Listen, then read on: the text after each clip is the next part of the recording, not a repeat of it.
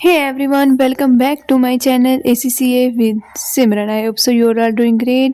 So आज हमारा है डे 2 ऑफ प्रैक्टिस सीरीज जहां हम बीपीपी एग्जाम किट के सबसे important asset related standards solve करेंगे। क्वेश्चन करने से पहले जो नीचे ब्लैक लाइन में क्वेश्चन दिया होता है ना वो रीड करा करो। जैसे यहाँ पे what will be the total amount capitalised in respect of the factory. Factory के रिलेटेड कितनी हमारी जो अमाउंट है वो कैपिटलाइज होगी।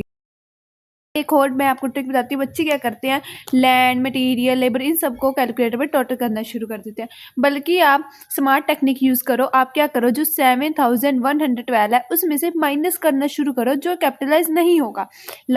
आपको पता है एडमिनिस्ट्रेटिव ओवरहेड नहीं होता, तो आप 7112 कैलकुलेटर पे करो -150 माइनस, और देखो क्या business rate for first year, ये -12। बाकी हमारा क्या होता है, surveyor fees, architect fees, site overhead and land labour material, testing of fire alarm, ये क्या होंगे, सब कुछ कैपिटलाइज्ड होगा। तो आपका आंसर क्या आएगा, 6950,000। नेक्स्ट पे चलते हैं। देखो हमारा सेकंड क्वेश्चन है, calculate the borrowing cost to be capitalized for the year end date 31 December 20x9 in respect of this project. हमने क्या बताना है, ब्रोमिंग कॉस्ट कितनी कैपिटलाइज होगी। IAS 23 लिक्रेक company has borrow 2.4 million to finance the building of a factory. कितने हमने borrow किया, 2.4 million. Okay, construction is expected to take 2 years, 2 साल लग जाएंगे कंस्ट्रक्शन होते होते। The loan was drawn down on 1 January 20x9। कब लिया हमने लोन, साल की स्टार्टिंग में। वर्क बिगेन ऑन 31 मार्च 2010। तो हमने कब लिया ये तो मैटर करता नहीं, काम कब शुरू हुआ ये मैटर करता है। तो काम कब शुरू हुआ, मार्च को। $1 million of the loan was not utilize until 1 July 2009।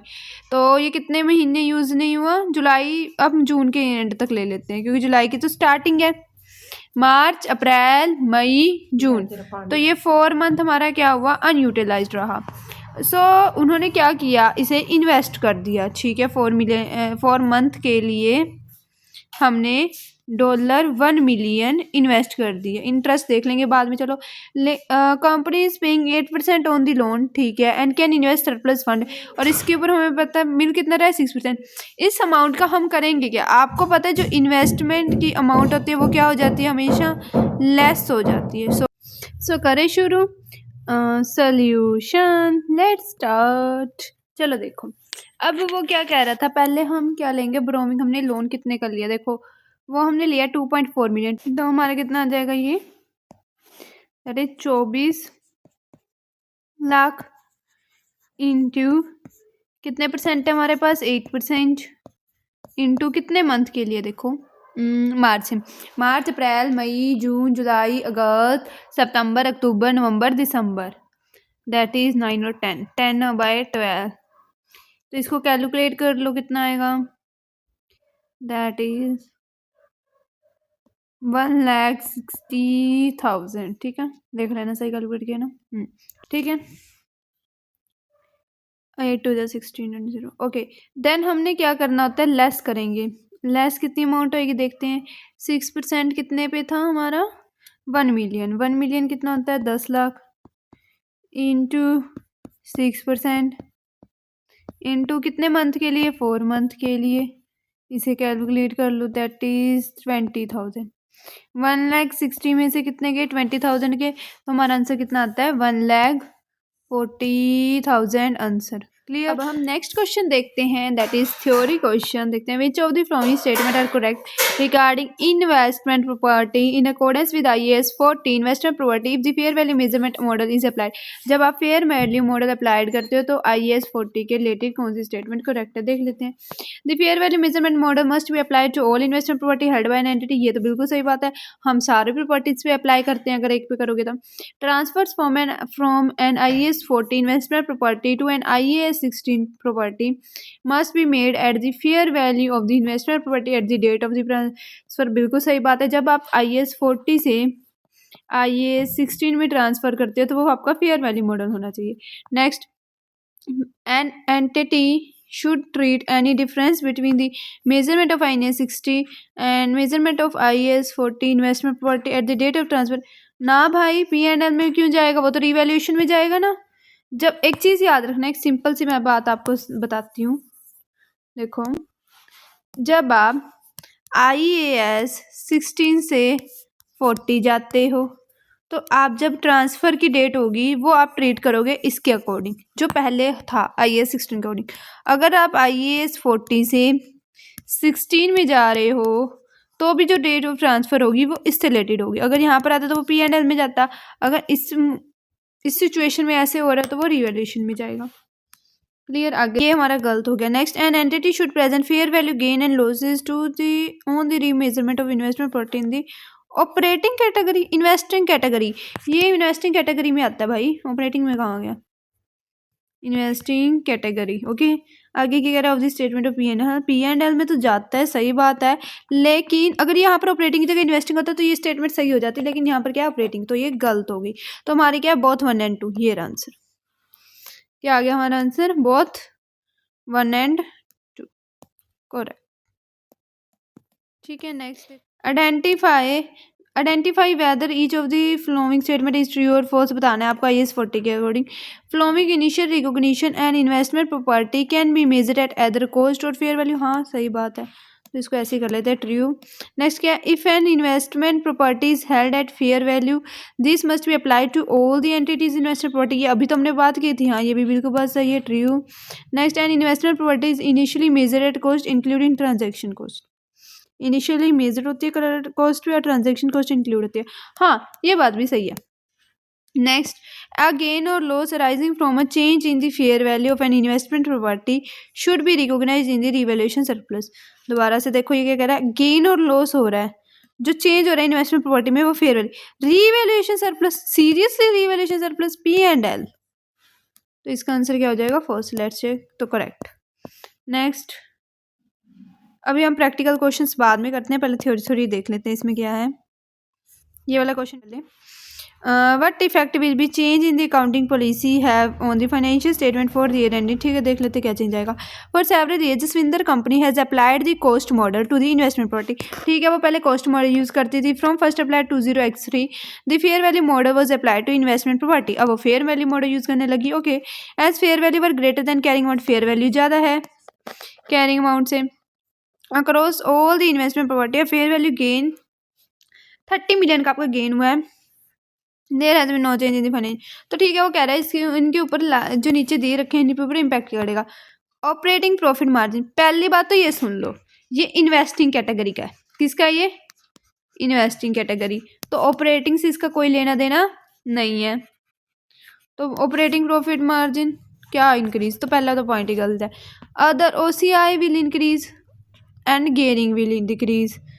OCI revaluation की बात हो रहा है कोई नहीं, तो ये भी गलत है। Operating profit will not change and gearing will decrease. चलो इसके ऊपर बाद में आते हैं, नीचे चलते हैं।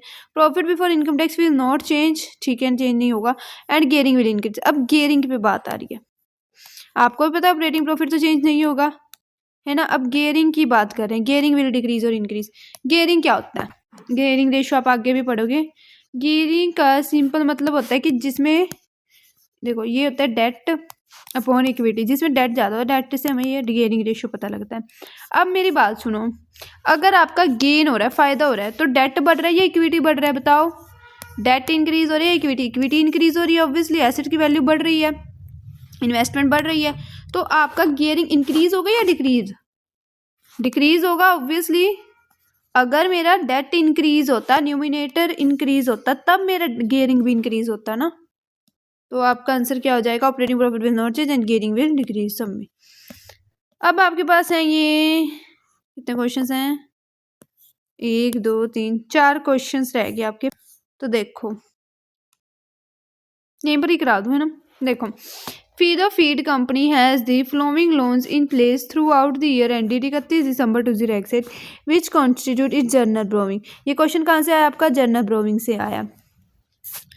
10% बैंक लोन 140, 10% कितना होता है 14, 8% बैंक लोन 8 2 16, तो ये आपका टोटल इतना इंटरेस्ट कह रहे हैं। अब क्या है, on 1 July 2008 50 million drawn down for the construction of a qualifying asset which was completed. ठीक है, what amount to be capitalized on borrowing cost.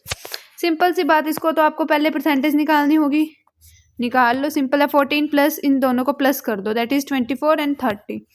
फिर आप क्या करो, इन दोनों को प्लस करके लिख दो, जितना टोटल लोन है 340. इंटू में क्या कर दो आप 100.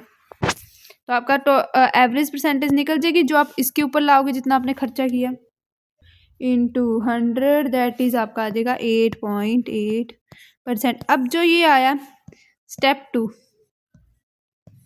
जो आपका 8.8% आया, 8.8 इंटू 50 मिलियन इंटू, अब देखो कितने मंथ, जुलाई से आपका, जुलाई से दिसंबर, जुलाई अगस्त सितंबर अक्टूबर नवंबर दिसंबर, 6 महीने और 6/12.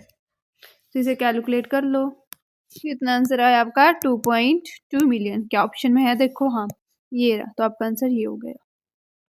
Clear, 2.2 million something. चलो next question. So whether by company purchased a machine on 1 July 2007. Dates का बहुत अच्छे से ध्यान रखना है आप लोगों ने, ओके. 5 लाख. मशीन कितने की परचेज की आपने, 5 लाख की. Then it is depreciated on a straight line basis life of 10 years. कितनी लाइफ है, 10 ईयर्स. Residual value is 20,000. तो हमें ठीक है, रेजिडुअल वैल्यू भी दे दी, डिवाइड में 10 कर दो, तो आपका पर ईयर का डेप्रिशिएशन आ जाएगा. फटाफट स्टूडेंट्स मुझे करके बताओ. 5 लाख माइनस 20,000 डिवाइड में 10 कितना आया, is 48,000.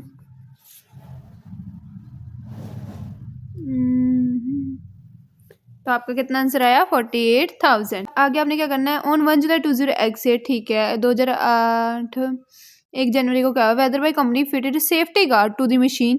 This safety guard cost 25,000 and has useful life 5. तो इसके हमारी रेजिडुअल वैल्यू तो नहीं है, लेकिन मेरे पास डेप्रिश 5 5 25, तो 5,000 इसका पर ईयर का डेप्रिशिएशन आ गया. अब अगर हम इन दोनों के डेप्रिशिएशन को मंथ के हिसाब से निकाल कर प्लस कर दें तो हमारे पास आंसर आ जाएगा. P&L में कितना डेप्रिशिएशन जाएगा, ये तो हमने निकालना. उन्होंने कहा 31 मार्च 2008 को बताओ.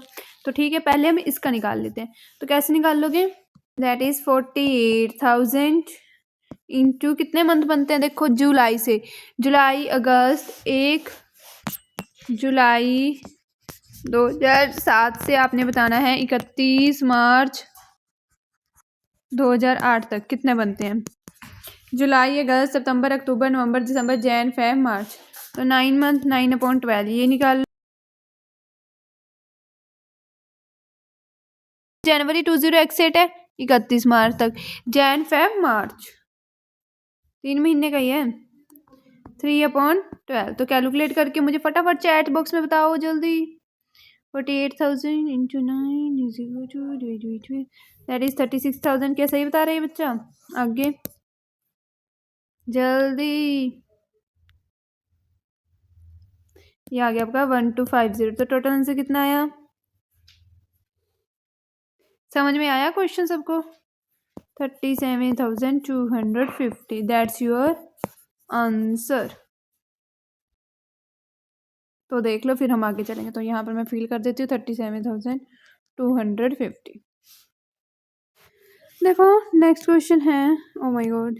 देखो let's do another question. Oakland company का purchase the machine for 60,000 on 1 जनवरी 2007.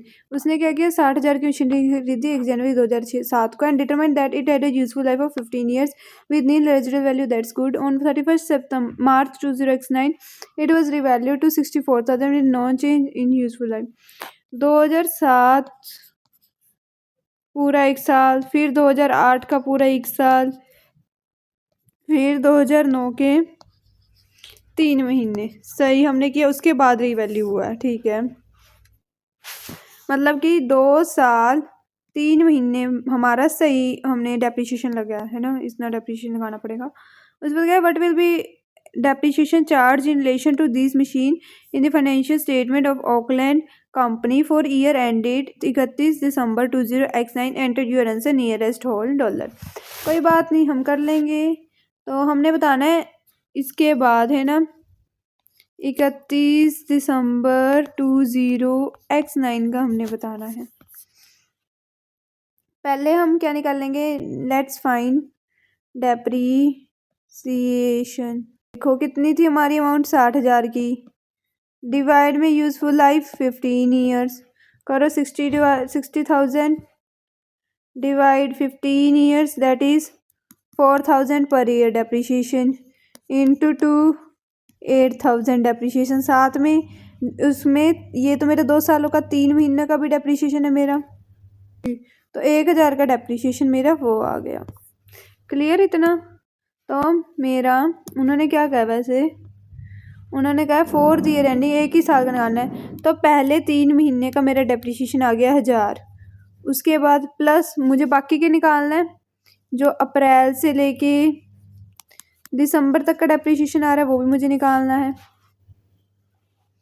कोई बात नहीं, निकाल लेंगे। अब रीवैल्यूएशन आ गया 64,000 का, 64,000 डिवाइड में कितना आएगा, देखो 15 में से 2 साल तो मेरे वो गए है ना, तो मेरे पास 13 ईयर्स बचे, लेकिन इसमें से मेरे 3 मंथ भी गए, 3 मंथ भी गए ना मेरे, तो 12 ईयर्स, और 12 में से जब आप 3 निकाल दोगे तो 9 महीने, इतना टाइम है मेरे पास। लेकिन अब मैं कैसे कैलकुलेट करूँगी, तो मैं क्या करूँगी, ईयर्स को मंथ्स में कन्वर्ट कर लूँगी। कितने होते हैं, 12, तो दैट इज़ 144, 144 प्लस 9 कर दो, तो मेरा डिवाइड भी कितने आ जाएगा, 153 मंथ्स, इंटू में कितने आएंगे मंथ, अप्रैल मई जून, अप्रैल मई जून जुलाई अगस्त सितंबर अक्टूबर नवंबर दिसंबर, 6 और 9 महीने, तो ये 9 आ जाएगा। करो कैलकुलेट, दैट इज 3765, और ये भी इनमें मैं अगर प्लस कर दूं तो मेरा आंसर आ जाएगा, राइट। तो ये कितना है, 4765, दैट्स योर, चेक करो सही है, यही है बुक में, यस। नेक्स्ट क्वेश्चन करते हैं। What amount will be shown in the revaluation surplus at the December 2008 in respect of this building and your Carter company vacated its head office building and let it out to the third party on 30 June 2008। मतलब कि हमने क्या किया, PP से IP में convert हुए। The building had an original cost 9 lakh on 1 January 20x2, मतलब 2010 में लगा लो आपके पास 9 लाख की आपने बिल्डिंग खरीदी होगी, ठीक है। Then was been depreciated on a straight line basis over 50 year, एक तो डेप्रिशिएशन हमारा पीछा नहीं छोड़ेगा। It was just to have a fair value on 30 June 2008, 2018 में जाके वो कह रहा है ना 30 जून को वैल्यू, फेयर वैल्यू कितनी होगी उसकी, 9,50,000। ये कौन सी डेट है, ये है डेट ऑफ ट्रांसफ़र, ठीक है। At the year end date 31 December 2008 the fair value of the building was estimated at 1.2 million, यहाँ पर 1.2 मिलियन। अब देखना इम्पोर्टेंट थिंग, क्या बच्चे मिस्टेक करते हैं वो भी मैं आपको बताऊंगी, क्या आप ना मिस्टेक करो जिससे आपके अच्छे नंबर आए वो भी मैं यहाँ पर बताऊंगी। अब देखना, Carter company uses the fair value model for investment property. Okay जी, समझ गए क्वेश्चन हम अच्छे से। अब देखो,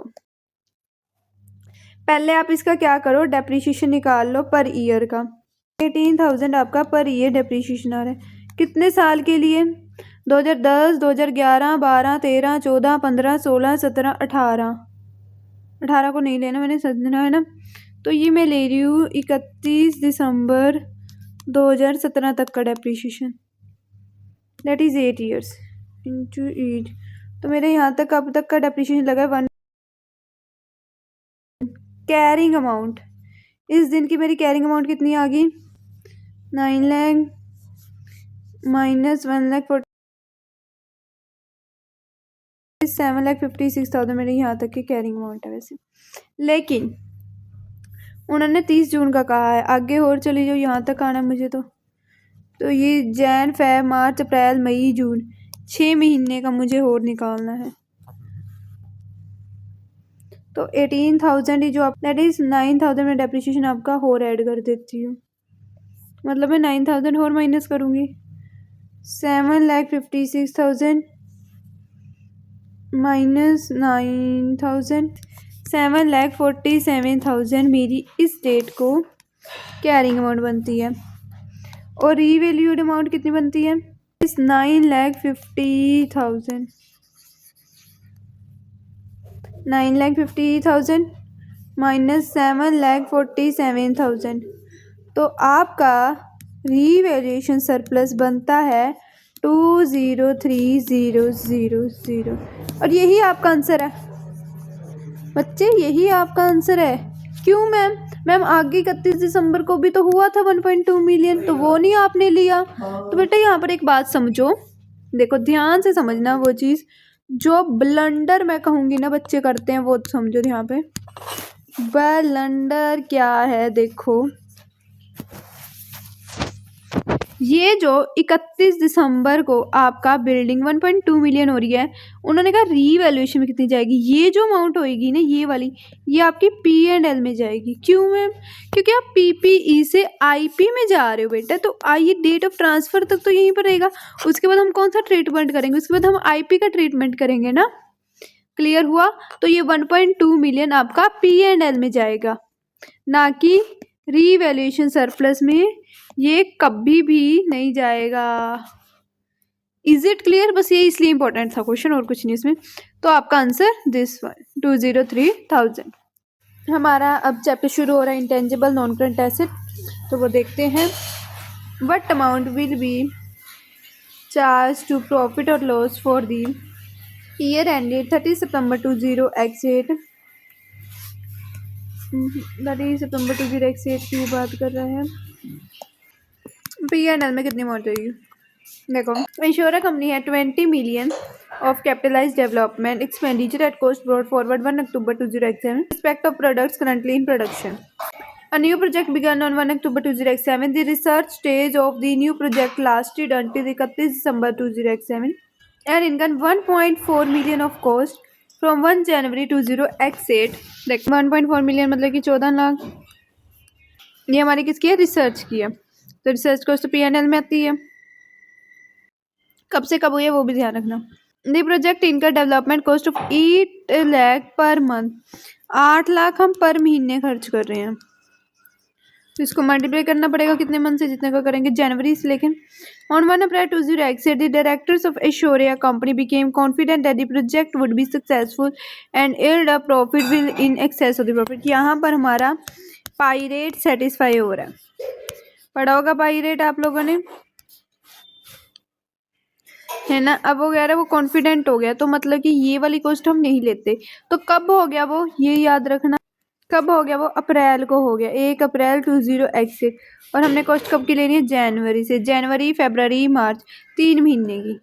तो इंटू में 3, 8 में 8 3 से 24 लाख आपकी यहाँ पर अमाउंट आ गई। आगे चलें, देखो the project was still in development. अच्छा ठीक है, एंड तक भी प्रोजेक्ट अभी भी वर्क में था। Capitalized development expenditure is amortized at 20% per annum straight line method.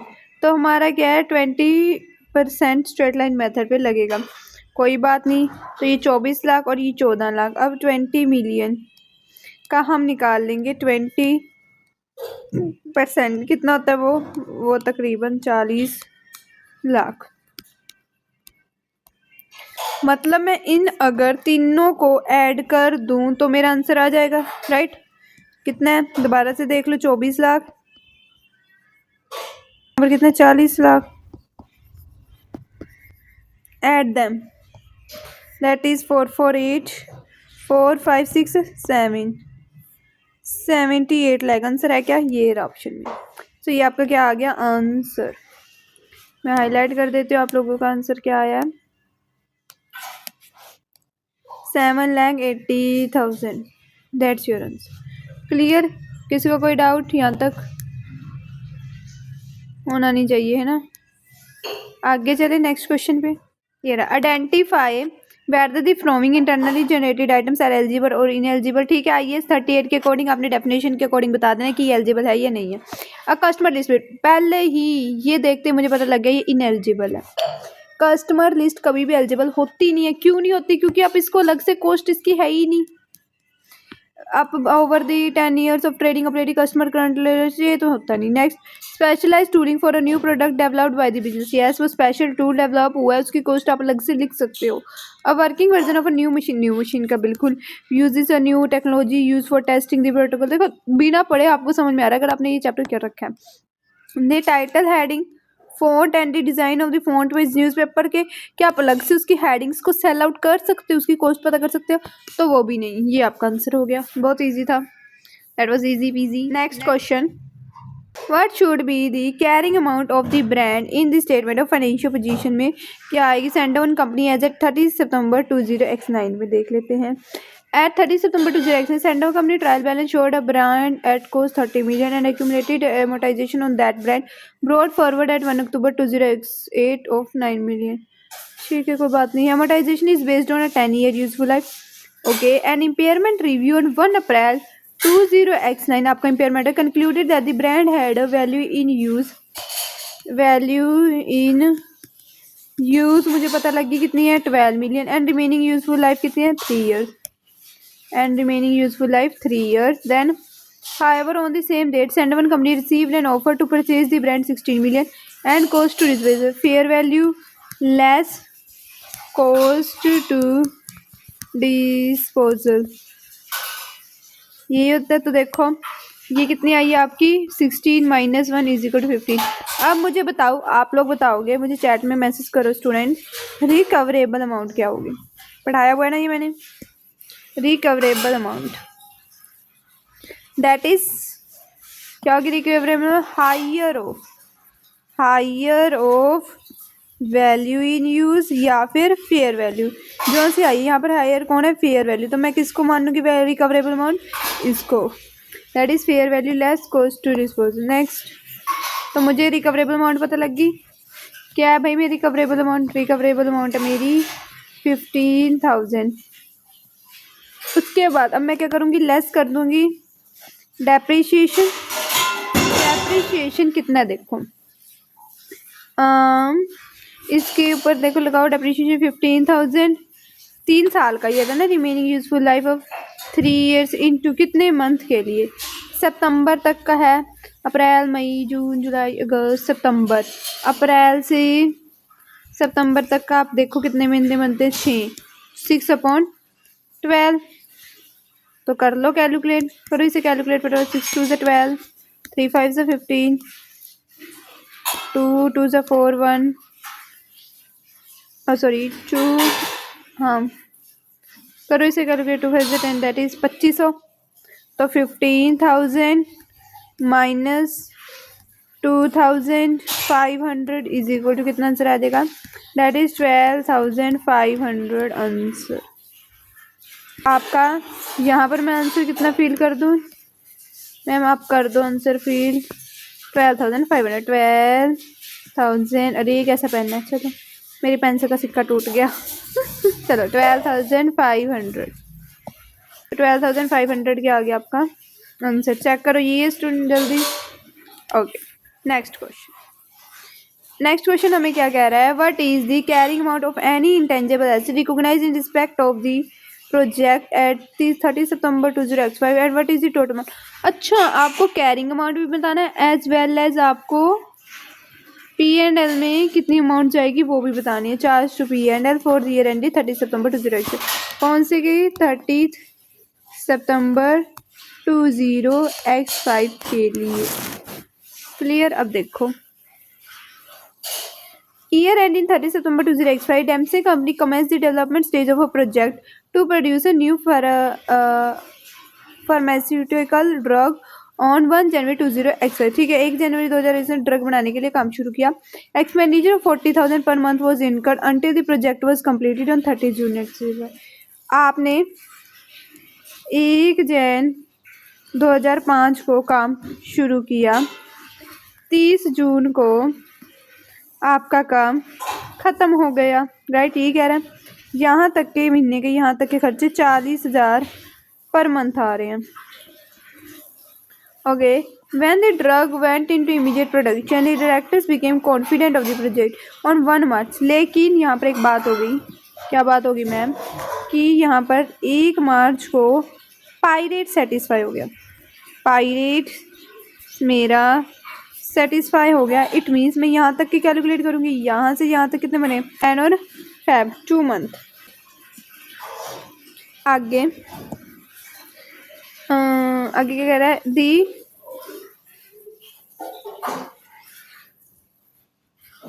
Drug is expected to generate benefits of 5 years. Benefit कितना चलेगा, 5 साल का, ये हमारा आगे निकालने के काम आएगा।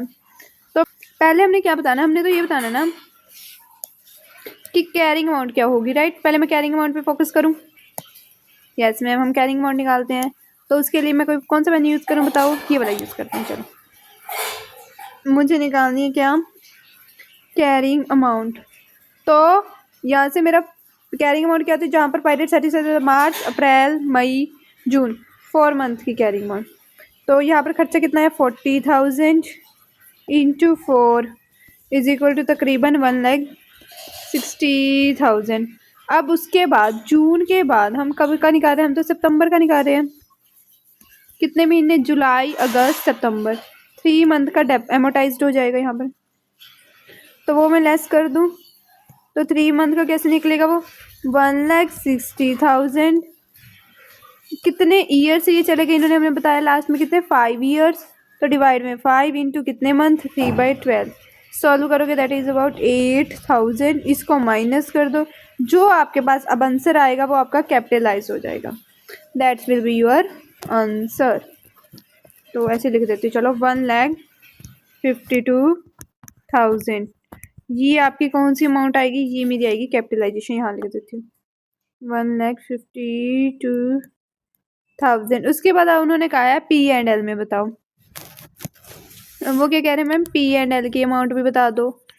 ठीक है बेटे, हम बता देते हैं। अभी हमने ये देखा, ये हम ब्लू पेन से करते हैं। तो देखो P&L में कितनी अमाउंट जाएगी, 40,000 इंटू, ये हमने देखा अभी कितने मंथ है, 2 मंथ, इंटू 2 4 2 से 8, 80,000। तो ये सेकंड हम इसमें क्या ऐड कर देंगे, ये अब मेरा यहाँ पर मशीन बन चुकी है, यहाँ पर मेरा काम कंप्लीट हो चुका है। उसके बाद का जो भी मेरा नुकसान हो रहा है वो मेरा P&L में जाएगा। कितना अभी हमने निकाला, 8,000। बार बार निकालने की ज़रूरत नहीं है, हार्ड वर्क मुझे पसंद नहीं है, तो मैं स्मार्ट वर्क करूँगी, आप लोग भी करो मेरे स्टूडेंट्स हो। तो 88,000। तो आपका एक का आंसर आया 1,52,000 एंड दूसरे का आंसर कितना आया,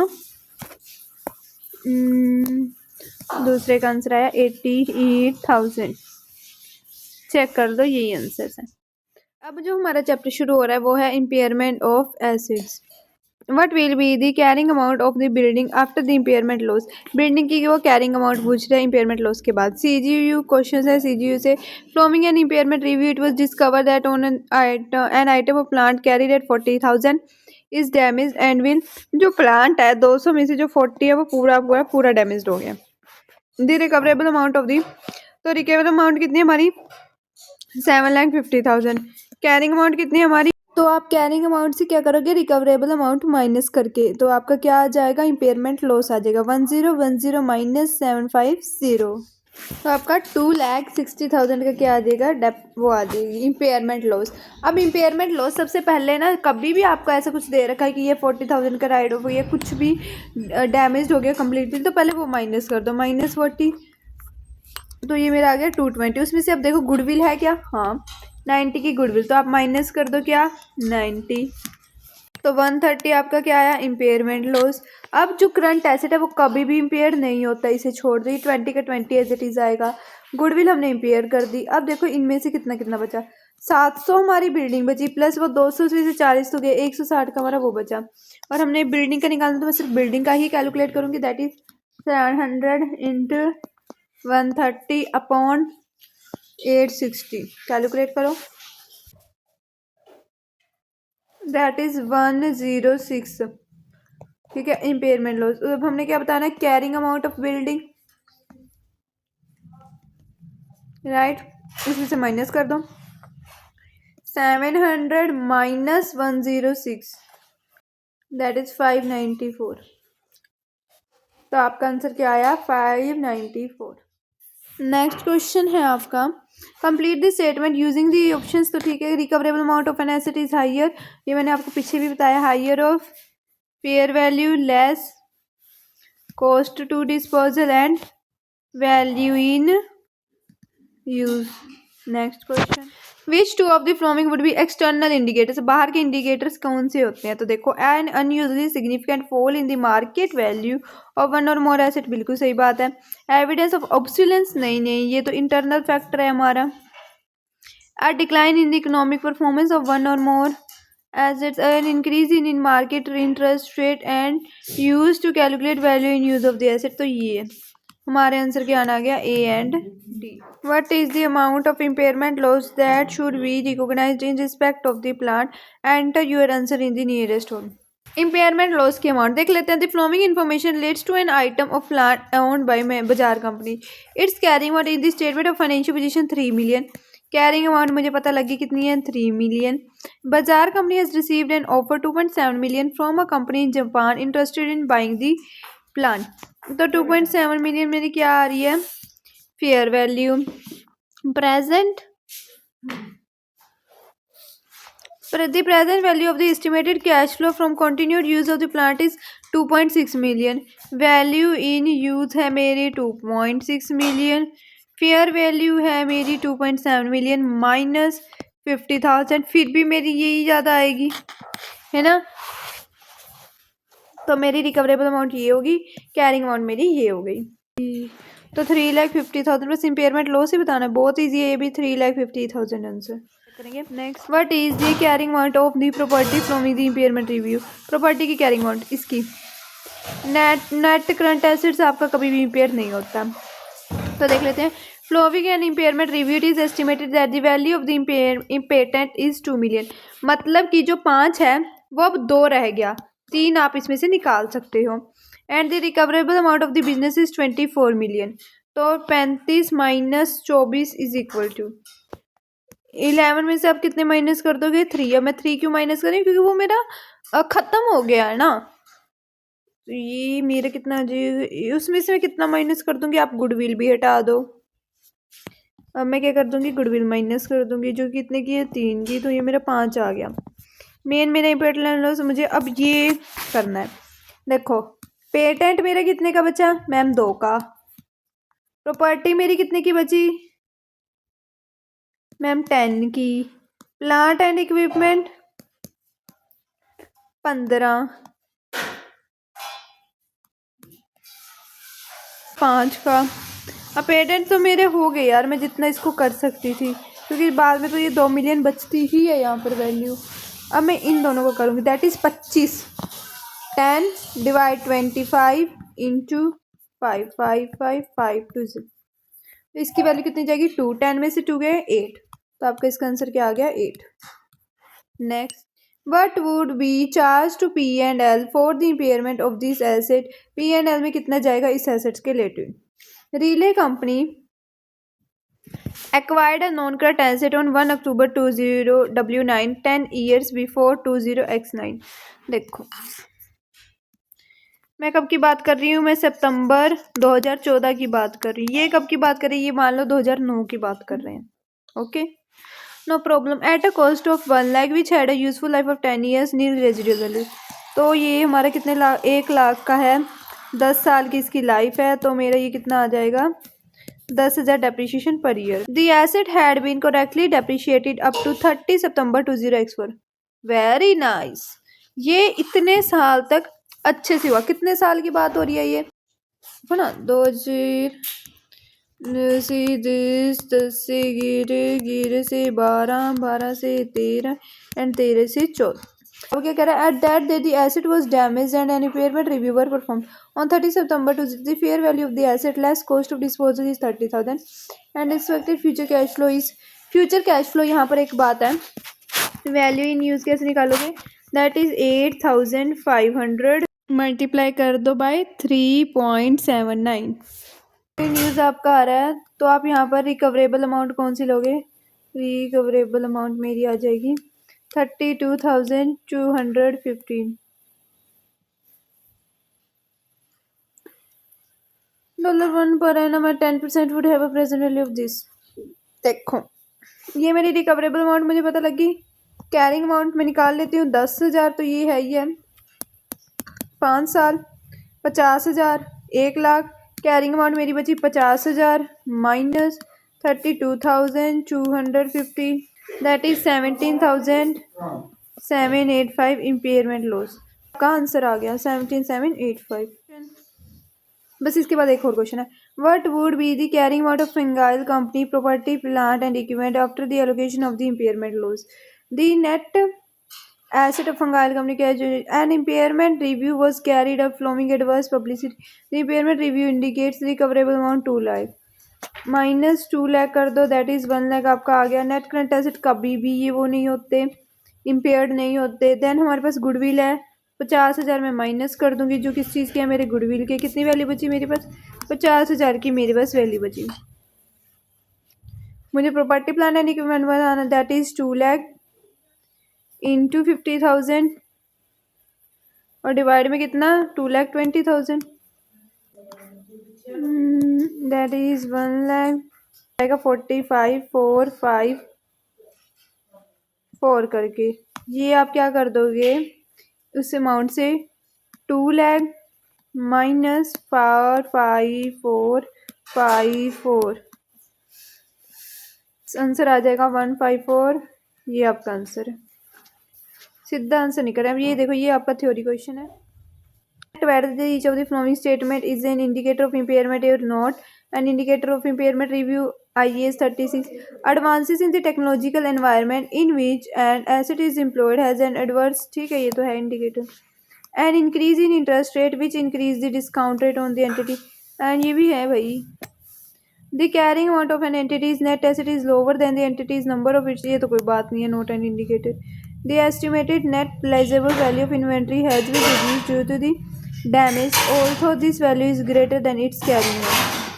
Estimated net realizable value of inventory has been reduced due to the fire damage हो गया, okay, although value is greater than its carrying amount.